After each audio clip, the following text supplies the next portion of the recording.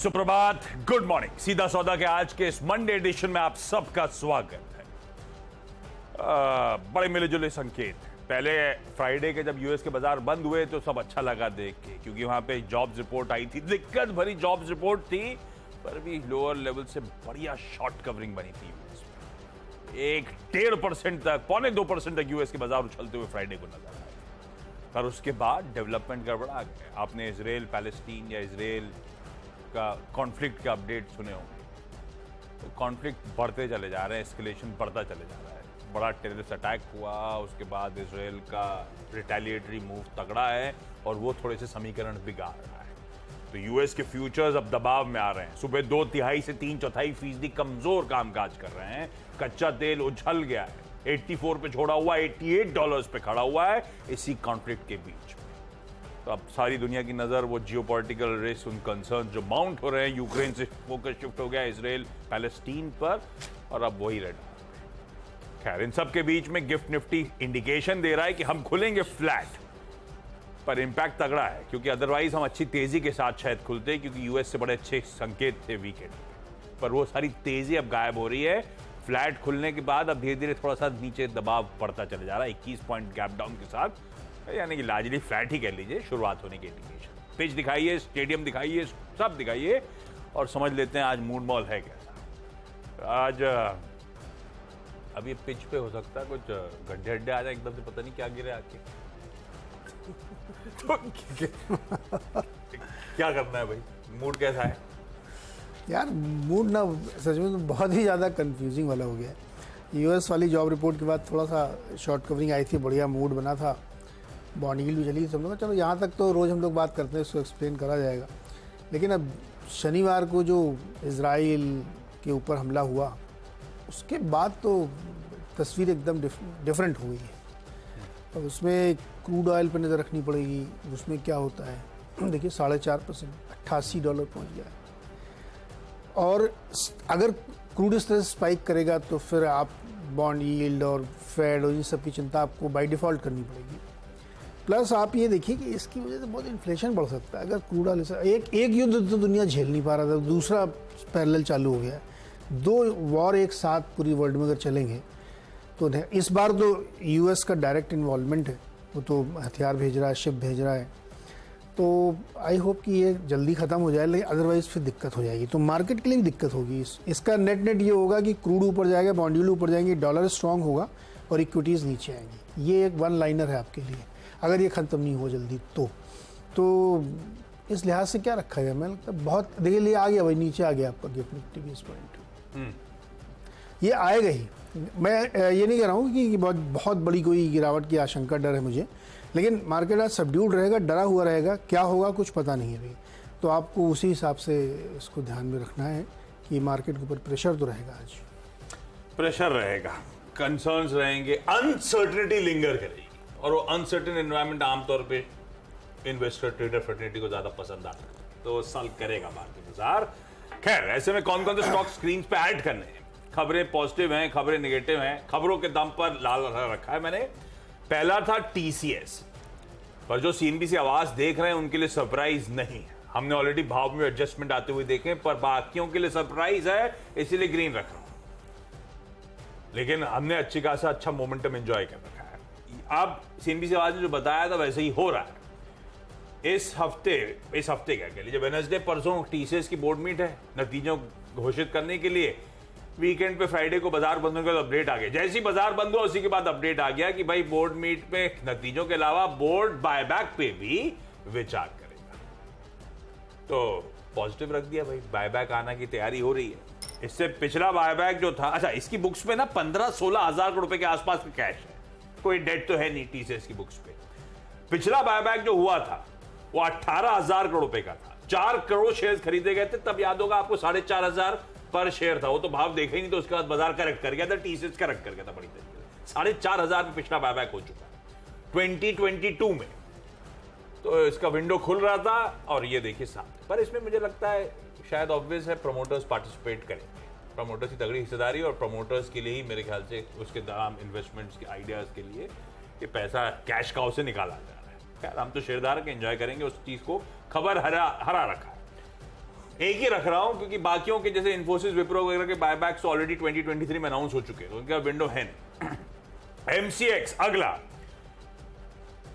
सेबी के take panel ने वो नए प्लेटफॉर्म पे मूव करने की, वो कमोडिटी डेरिवेटिव्स का जो प्लेटफॉर्म है उस पे शिफ्ट करने की मंजूरी दे दी है। अब ये तो पुराना ऑर्डर अबेयंस में रख दिया गया है, अब ये इनको स्टार्ट की डेट बतानी है, कब ये शुरू करेंगे अपना नए प्लेटफॉर्म पे स्विच करें। खबर बढ़िया है। इसी खबर के बीच में जब सभी ने रोक दिया था टाइम बीइंग के लिए, तो नर्वसनेस आई थी। पर दो चीज, ये स्टॉक ऑलरेडी फ्राइडे को 5% तक का उछाल दिखा के गया है, तो काफी हद तक ये डेवलपमेंट लग रहा है कि भाव में है। और दूसरा, आज से इसी के स्पेस में दो बड़ी नेशनल एक्सचेंजेस की कॉम्पिटिटिव इंटेंसिटी बढ़ रही है। एनएसई कुछ कॉन्ट्रैक्ट लॉन्च करने जा रहा है, जिसके चलते इन्होंने भी अपने कॉन्ट्रैक्ट्स की लॉन्चिंग एडवांस करके आज रख दी है, और बीएसई भी लॉन्च कर रहा है। तो कॉम्पिटिटिव इंटेंसिटी बढ़ रही है। फ्राइडे को 5% ऑलरेडी मूव दिखा चुका है। इन सब पिंच ऑफ सॉल्ट के साथ सिर्फ ग्रीन रख रहा हूं, बाजार का मूड भी बिगड़ा हुआ है, तो सिर्फ ग्रीन खबर के दम पर है। तीसरा, जब एक्सचेंजेस की बात छिड़ी तो लिस्टेड बीएसई है, बीएसई को मेंशन करूंगा। आज से कुछ नए कमोडिटी डेरिवेटिव सेगमेंट में कॉन्ट्रैक्ट्स इंट्रोड्यूस करने की तैयारी। वो एल्यूमिनियम का, कॉपर का, जिंक का कॉन्ट्रैक्ट है जो आज से बीएसई लॉन्च कर रहा है। ये सब एक्सचेंजेस फ्राइडे को अच्छा मूव कर रहे हैं इन सब डेवलपमेंट्स के बीच। खैर, आज ग्रीन रख रहा हूं, खबर अच्छी है। अदरवाइज 5-5.5% का उछाल और ग्लोबल मूड बिगड़ा हुआ है। आप सिर्फ वॉच आउट करेंगे, स्क्रीन पे सिर्फ ऐड करके चलेंगे। 3 हो गए। ओके। अपने में शुरुआत में 2 स्टॉक तो मैंने ऑयल वाले रखे हैं, ओएनजीसी और ऑयल इंडिया। कारण बिल्कुल स्पष्ट था कि कच्चे तेल में जिस तरह से गिरावट आई थी पिछले वीक, तो उससे इन स्टॉक्स को दिक्कत हुई थी। लेकिन बाउंस जिस तरह से आया ना, 4-5% एक झटके में ऊपर गया है। क्रूड ऑयल 88-89 के आसपास पहुंच गया है। ऐसा ही अगर चलता रहा तो ये क्रूड फिर और ऊपर जा सकता है। और ओपेक की आज बैठक है, वो ओपेक में क्या फैसला होगा पता नहीं, इसको देखते हुए तो मुझे लगता है कि इन दोनों ऑयल प्रोडक्शन वाली कंपनी को ध्यान में रखना चाहिए, ओएनजीसी, ओआईएल को। तीसरा स्टॉक मैंने इन्फोसिस रखा है। मैं ये प्रेरित वाला स्टॉक है, इंस्पायर्ड है टीसीएस की इस खबर से, जहाँ पे वो बाईबैक पे जाके, तो इनका कोई ऐसा कुछ इरादा नहीं है, ये क्या करेंगे पता नहीं है। लेकिन क्योंकि पैसा इनके पास बहुत है, सेंटिमेंट पॉजिटिव, कैश है इनके पास, तो सेंटिमेंट पॉजिटिव, जिनके पास पैसे हैं तो निवेशक उनसे उम्मीद करते हैं। तो इसलिए इन्फोसिस को मैंने इसमें डाल दिया। बाकी स्क्रीन पर लगा रखिए, देखते हैं इसमें क्या होता है। तो ये 3 देखिए। अब क्रूड वाली में लेकिन ये आप ध्यान रखिएगा कि वॉर अचानक मान लीजिए रुक गया, ये समझौता हो गया तो क्रूड नीचे आ सकता है झटके। लेकिन अगर नहीं रुका तो ये फिर कहीं भी जा सकता है, मतलब फिर तो गोल्डमैन सैक्स, जेपी मॉर्गन वाली बात सही होने लगेगी। तो वो आप ध्यान रखिएगा ऑयल में। तो ये 3 स्टॉक शुरुआत में। ओके, अगला एक है TVS motor company. TVS Motors खबर अच्छी है, इसीलिए हरा रख के चल रहा हूं। जो लग्जरी ऑटोमोबाइल मैन्युफैक्चरिंग कंपनी है BMW, उसका जो प्रीमियम मोटरसाइकिलिंग डिवीजन है BMW मोटरआर्ट, उसने टीवीएस मोटर कंपनी के साथ अपने कोलैबोरेशन को डीपन करा है। जॉइंट इंजीनियरिंग और डिजाइन एफर्ट इंडियन पार्टनर के साथ, ये पहली बार हो रहा है। अपडेट ये आया कि BMW की जो लेटेस्ट इलेक्ट्रिक 2 व्हीलर प्रोडक्ट है CEO2, बेसिकली मोटरसाइकिल और स्कूटर के बीच में क्रॉसओवर है। इसको होसूर फैक्ट्री टीवीएस मोटर्स की तमिलनाडु में बनाएगी। और ये पहली बार हो रहा है जब ये दोनों जॉइंटली डिजाइन, इंजीनियर और इंडस्ट्रियलाइज कर रहे हैं BMW टीवीएस पार्टनरशिप के अंदर कर कोई ऐसा प्रोडक्ट। और ऑलरेडी टीवीएस मोटर्स की जो BMW की ग्लोबल सेल्स है, टीवीएस मोटर्स की मैन्युफैक्चर्ड बाइक जो BMW के लिए बनाते हैं, 12% ऑफ ग्लोबल सेल्स पहुंच चुका है। अच्छी खबर है ये। और कोई ट्रायम्फ की बात कर रहा है, कोई हार्ले डेविडसन की बात कर रहा है। BMW का अपना चार्म और ये पार्टनरशिप का 10 साल हो चुके हैं इस पार्टनरशिप को, और आज वो लेग अप कर दिया, कोलैबोरेशन और डीपन कर दिया। मैं ग्रीन लेके चलता हूँ टीवीएस मोटर्स। 2 लिकर कंपनीज, हालांकि मंडे है लेकिन खबर अच्छी। एक्सपेक्टेड था, ये अटकलें थी, है ना। जीएसटी काउंसिल की जो बैठक सैटरडे को हुई, उसमें मोलासिस पे जो जीएसटी लगता है उसे 18% से रिड्यूस करके 5% कर दिया गया है। मोलासेस क्या है? एक बाय प्रोडक्ट है शुगर केन का और अल्कोहल प्रोडक्शन के लिए रॉ मटेरियल के तौर पे, प्रोमिनेंट रॉ मटेरियल के तौर पे इस्तेमाल किया जाता है। अब उस पर जीएसटी रिड्यूस होना इनके लिए अच्छी खबर, इसीलिए हरा रखा है। ये ध्यान रखिएगा, ये जो जीएसटी रिड्यूस हुआ है सिर्फ ह्यूमन कंजम्पशन, इंडस्ट्रियल यूज वाला जो ईएनए है उस पर जस्ट का 18% पे ही टैक्स लगता रहेगा। अच्छा, एक और अपडेट इसी पे जीएसटी काउंसिल की तरफ से, जो ईएनए इस्तेमाल होता है अल्कोहलिक प्रोडक्ट ह्यूमन कंजम्पशन के लिए, उसको एग्जेम्प्ट कर दिया है पूरी तरह से। ये एग्जेम्पशन मतलब जीएसटी काउंसिल से एग्जेम्पशन हुआ है। अगर ऐसा कोई प्रोडक्ट जीएसटी काउंसिल एग्जेम्प्ट करती है तो स्टेट्स के पास राइट आ जाता है उस पर टैक्स लगाना। अब ये एक लफड़ा है, फिर से अलग अलग राज्य, अलग अलग टैक्सेशन, वो सब इश्यूज पेज फंसेंगे। तो बहुत ज्यादा पॉजिटिव नहीं लेके चल रहा हूं, लेकिन जो अपफ्रंट खबर है मोलासिस की अच्छी खबर है, इसलिए यूएसएल और रैडिको ग्रीन है। और यूएसएल तो इसलिए भी ग्रीन है जो आज सुबह जो मैं मॉर्निंग कॉल में समझा रहा था, आज से इंडिया यूके के फ्री ट्रेड एग्रीमेंट के निगोसिएशंस फिर से नई दिल्ली में, और जितनी कमेंट्री आ रही है कह रहे हैं एकदम फाइनल स्टेजेस पे वो निगोसिएशंस हैं। मैं तो उसके बारे में डिटेल में पढ़ रहा था, दिखाऊंगा आपको, बताता हूं। और इसी महीने के एंड में कहा जा रहा है ऋषि सुनक साहब इंडिया आ रहे हैं इसी को सील करने के लिए। मतलब उस हद तक ये डील आगे बढ़ चुकी है और कह रहे हैं सब कुछ क्लोजर लेवल पे है। जैसे एक आध इशू फंस रहा है, रूल्स ऑफ ओरिजिन के प्रोविजंस। अब कौन सा प्रोडक्ट कितना हिंदुस्तान में बना है, कितना हमने इधर उधर से सोर्स करके बनाने की कोशिश करके वो एफटी का फायदा उठाया, वो अभी कंट्रोल डिसाइड हो रहे हैं, बस वहीं पे पेज अटका हुआ है। अदरवाइज सब कह रहे हैं क्लियर हो चुका है। तो यूएसएल वैसे भी अच्छी खबर है इसके लिए, क्योंकि इसका डीआईजो का पोर्टफोलियो इंडिया आ सकेगा। अच्छे हो गए। दिवाली से पहले पूरी संभावना है कि ये डील कंप्लीट हो जाए। पहले पोर्टफोलियो आ जाएगा कि सिर्फ डील कंप्लीट हो? नहीं, हो रहा है, डील हो जाएगी। और पोर्टफोलियो भी आएगा जल्दी, थोड़ा टाइम लगेगा? उसमें टाइम लगेगा थोड़ा, तो आ जाएगा, लेकिन चिंता न्यू मत करें आप। न्यू ईयर से पहले आ जाएगा, क्योंकि सेल का टाइम होता है। अच्छा, फोर्थ स्टॉक है जीओसीएल कॉरपोरेशन। इनको एक 766 करोड़ का कॉन्ट्रैक्ट मिला है कोल इंडिया से। एक्सप्लोजिव सप्लाई करेंगे उनको ये। कोल इंडिया वो माइंस वाइंस है कोयले के, तो उसको तोड़ने के लिए एक्सप्लोजिव यूज़ होता है। तो ये काफ़ी बड़ा कॉन्ट्रैक्ट है 786 करोड़ का, जो उनको ये सप्लाई करेंगे, तो इसलिए इसको आप रखिए। हालांकि ये स्टॉक देखिए फ्राइडे को 4% ऊपर था। पांचवा स्टॉक है शक्ति पंप्स, और शक्ति पंप्स को एक 150 करोड़ का ऑर्डर मिला है कुसुम योजना के तहत।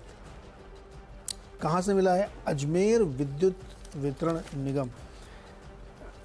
ये जो, हालांकि विद्युत वितरण निगम ने कुसुम योजना वाला पंप क्यों लिया है, ये शक्ति पंप है, ये सोलर ड्रिवन पंप भी बनाते हैं जो सौर ऊर्जा से चलते हैं। और ये कंपनी ने बहुत बड़े पैमाने पे इसको किया और एक तरीके से लीडर बन गई है।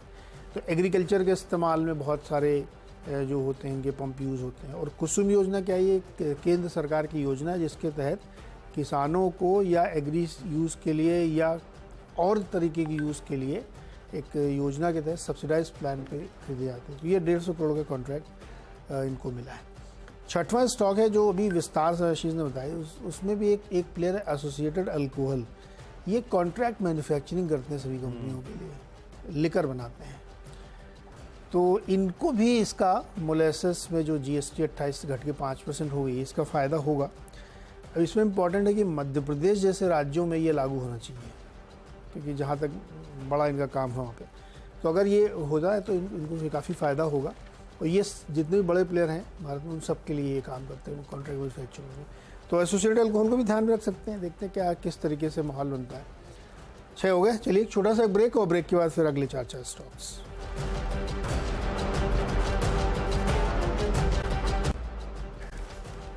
एक बार आपका फिर से स्वागत है CNBC आवाज़ सीधा सौदा में। और अगले 4 स्टॉक्स आपको बताता हूँ क्या आएंगे। अभी एक एसोसिएटेड अल्कोहल आपको मैंने पहले बताई थी ब्रेक से पहले। मुझे लगता है 2 उससे जुड़े और क्षेत्र हैं। 2 क्या मतलब 2 कंपनियां उस क्षेत्र की। चीनी शेयर मोलेसेस बनता तो उधर ही है ना गुरु। तो द्वारिकेश और श्री रेणुका शुगर पर रखिएगा।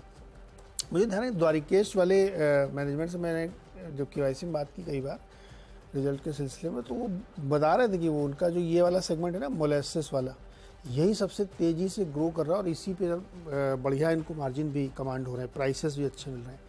तो मुझे लगता है कि चीनी शेयर को भी ध्यान में रखना है। अगर लिकर को फ़ायदा हो रहा है तो चीनी को भी बहुत फ़ायदा होगा इसमें, क्योंकि माल तो उधर से बनता है। बिकेगा तो वहीं से बल्क में।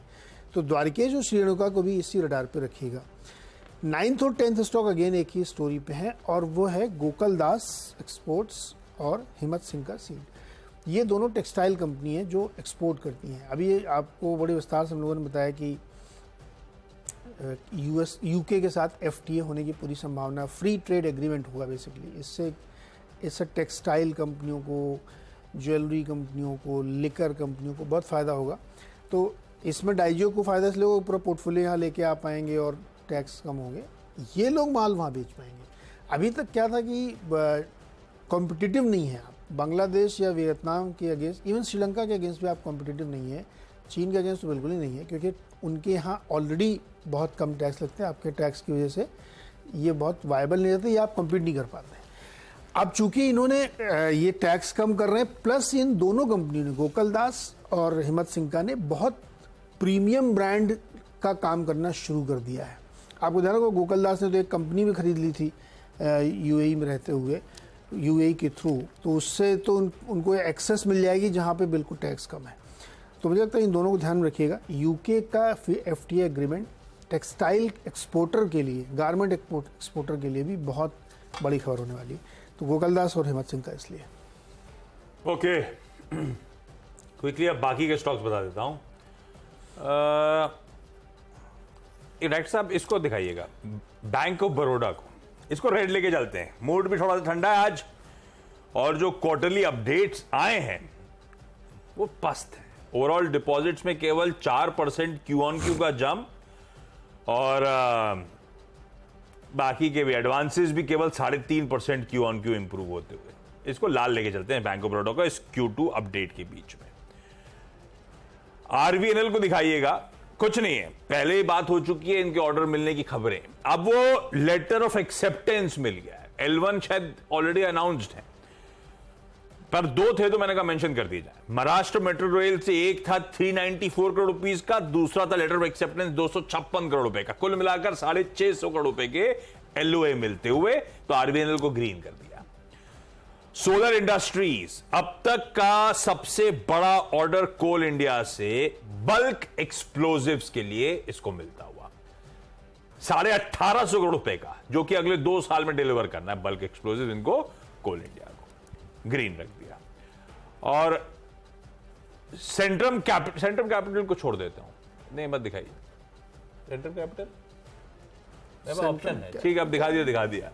न्यूज़पेपर रिपोर्ट सजेस्ट कर रही हैं कि सेंट्रम हाउसिंग फाइनेंस जो इसका आर्म है, उसमें एक पॉसिबल स्टेक सेल की तैयारी हो रही है, जिसमें ये 74% ऑलरेडी होल्ड करते हैं। तो सेंट्रम कैपिटल दिखा दीजिए, हरा रखते हैं खबर के बीच में, पर ये न्यूज़पेपर रिपोर्ट्स हो गए 10 स्टॉक्स।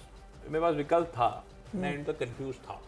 आज मेरे पास भी 2-3 विकल्प और थे सेक्टोरल, तो हमने कहा चलो ठीक है टेक्सटाइल ही ले, ठीक है, अब जो था वो ले लिया, खत्म करा, सेंट्रम कैपिटल ले लिया, ग्रीन कर दिया। अदरवाइज बाकी स्टॉक्स न्यूज़ में बहुत सारे ऐसी खबर मिलेंगे आपको, तो वहां पे बातचीत होगी। फ्लिप कर रहे हैं हम लोग, ब्रेक ले लेते हैं, ब्रेक के उस पास जब लौटेंगे तो टीम्स का एक क्विक और रैप अप।